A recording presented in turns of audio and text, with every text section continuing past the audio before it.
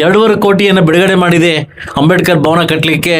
3.5 ಕೋಟಿ ರೂಪಾಯಿ ಅಮೌಂಟಲ್ಲಿ ಇವತ್ತು ಅಂಬೇಡ್ಕರ್ ಭವನ ಪೂಜೆ ಮಾಡಬೇಕಂತ ಇತ್ತು. ಆಲ್ರೆಡಿ ಸೈಟ್ ಹ್ಯಾಂಡ್ ಓವರ್ ಆಗಿ, ಸೈಟ್ ಕ್ಲೀನ್ ಆಗಿ ಇವಾಗ ಕಾಂಟ್ರಾಕ್ಟರ್ಗೆ ಹ್ಯಾಂಡ್ ಓವರ್ ಆಗಿದೆ.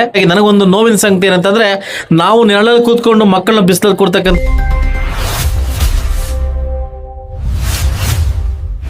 ತಾಲೂಕಿನ ದಂಡಾಧಿಕಾರಿಗಳು ಹಾಗೂ ಪೌರಾಯುಕ್ತರು, ತಾಲೂಕು ಸಮಾಜ ಕಲ್ಯಾಣ ಅಧಿಕಾರಿಗಳು ಹಾಗೂ ನೆಚ್ಚಿನ ನನ್ನೆಲ್ಲ ವಿದ್ಯಾರ್ಥಿಯರು ಕೂಡಿ ಎಲ್ಲ ಮುಖಂಡರು, ಹೆಸರು ತುಂಬ ಜಾಸ್ತಿ, ಎಲ್ಲ ಮುಖಂಡರು ಸೇರಿ, ದಲಿತ ಪರ ಸಂಘಟನೆ ಎಲ್ಲ ಮುಖಂಡರು ಸೇರಿ ಈ ಕಾರ್ಯಕ್ರಮವನ್ನು ತುಂಬ ಅಚ್ಚುಕಟ್ಟಾಗಿ ಆಯೋಜನೆ ಮಾಡಿದಿರಿ. ಕರ್ನಾಟಕ ರಾಜ್ಯದ ಸರ್ಕಾರ ಸುತ್ತೋಲೆಯ ಪ್ರಕಾರವಾಗಿ ನಾವು ಅಂಬೇಡ್ಕರ್ ಸ್ಟ್ಯಾಚ್ಯೂಗೆ ಮಾಲಾರ್ಪಣೆ ಮಾಡಿ ಅಲ್ಲಿಂದ ಜಾಥಾ ಹೊರಟು ಇಲ್ಲಿ ಸಂವಿಧಾನ ಬೋಧನೆಯನ್ನು ನಮ್ಮ ತಹಸೀಲ್ದಾರ್ ಮಾಡಿದ್ದಾರೆ. ಇವತ್ತು ನಾನು ಕೂಡ ನನ್ನೆಲ್ಲ ಮೊನ್ನೆ ಹೇಳಿದೆ, ನಾನು ಸ್ವಲ್ಪ ಅಡಾಬಿಡಿ ಬೇಡ ಅಂತ ಹೇಳಿದೆ. ಇಲ್ಲ ಸರ್, ಸುತ್ತೋಲೆ ಬಂದುಬಿಟ್ಟಿದೆ, ನಾವು ಮಾಡಲೇಬೇಕಂತಂದರು. ಇವತ್ತು ಒಳ್ಳೆ ದಿವಸ. ಇವತ್ತೇನು ಘನ ಸರ್ಕಾರ 2.5 ಕೋಟಿಯನ್ನು ಬಿಡುಗಡೆ ಮಾಡಿದೆ ಅಂಬೇಡ್ಕರ್ ಭವನ ಕಟ್ಟಲಿಕ್ಕೆ. ಹಾಗೂ ನನ್ನ ವಿವೇಚನೆ ಕೋಟದಿಂದ 1 ಕೋಟಿ ರೂಪಾಯಿ ಏನು ಬಿಡುಗಡೆ ಮಾಡಿದ್ದೀನಿ. 3.5 ಕೋಟಿ ರೂಪಾಯಿ ಅಮೌಂಟಲ್ಲಿ ಇವತ್ತು ಅಂಬೇಡ್ಕರ್ ಭವನ ಪೂಜೆ ಮಾಡಬೇಕಂತ ಇತ್ತು.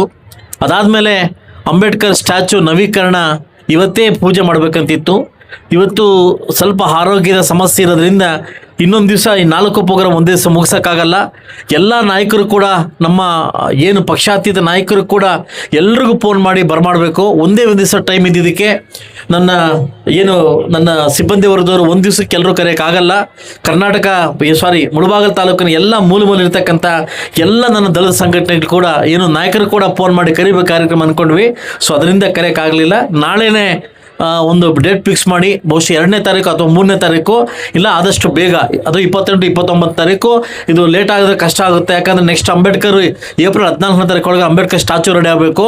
ಅದರಿಂದ ಆಲ್ರೆಡಿ ನಾವೆಲ್ಲ ಇದು ರೆಸಲ್ಯೂಷನ್ ಪಾಸ್ ಮಾಡಿ ನವೀಕರಣ ಮಾಡ್ಲಿಕ್ಕೆ ಪಾಸ್ ಮಾಡ್ಕೊಂಡಿದ್ದೀವಿ.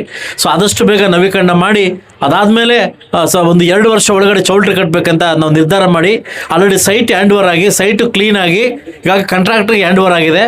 ನಿಮ್ಮನ್ನೆಲ್ಲ ಕರೆದು ನಿಮ್ಮ ಸಮ್ಮುಖವಾಗಿ ಇದನ್ನು ಮಾಡಬೇಕಂತ ಆಸೆ ಇತ್ತು. ಅದರಿಂದ ಕೇವಲ 2-3 ದಿವಸ ಒಳಗಡೆ ನಿಮಗೆ ಇಂಟಿಮೇಟ್ ಮಾಡಿ, ಎಲ್ರಿಗೂ ನಾನೇ ಫೋನ್ ಮಾಡಿ, ನಮ್ಮ ಸಿಬ್ಬಂದಿವರೆಗೂ ಫೋನ್ ಮಾಡಿ ನಿಮ್ಮನ್ನು ಕರೆದು ಅಲ್ಲಿ ಒಂದು ಪೂಜೆ ಮಾಡಿ ಇದನ್ನು ನೆರವೇರಿಸಬೇಕಂತ ತುಂಬ ಆಸೆ ಇದೆ.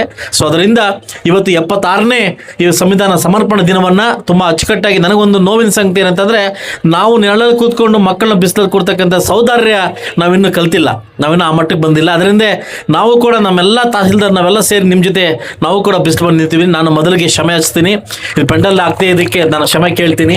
ಸೊ ಅದರಿಂದ ಇದು ಆತುರವಾಗಿ ಕಾರ್ಯಕ್ರಮ ಆಗಿದ್ದರಿಂದ ಇದು ನಮ್ಮ ಸಮಾಜ ಕಲ್ಯಾಣ ಅಧಿಕಾರಿಗಳು ಸ್ವಲ್ಪ ಎಡವಟ್ ಮಾಡ್ಕೊಂಡಿದ್ದಾರೆ, ಕ್ಷಮೆ ಇರಲಿ ಅಂತ ಕೇಳ್ಕೊಂತ ಈ ಒಂದು ಸಮರ್ಪಣಾ ದಿನಕ್ಕೆ ಬಂದು ದೇಶಾದ್ಯಂತ ಎಲ್ಲ ತಾಲೂಕುಗಳಲ್ಲೂ ಕೂಡ ಇವತ್ತು ಬೋಧನೆ ಮಾಡ್ತಿದ್ದಾರೆ. ಅದೇ ಕೂಡ ನನ್ನ ತಾಲೂಕಲ್ಲೂ ಕೂಡ ಬೋಧನೆ ಮಾಡಿ ನಿಮ್ಮ ಮುಖಾಂತರವಾಗಿ ಕಾರ್ಯಕ್ರಮ ಮುಗಿಸ್ಕೊಟ್ಟಿದ್ವಿ.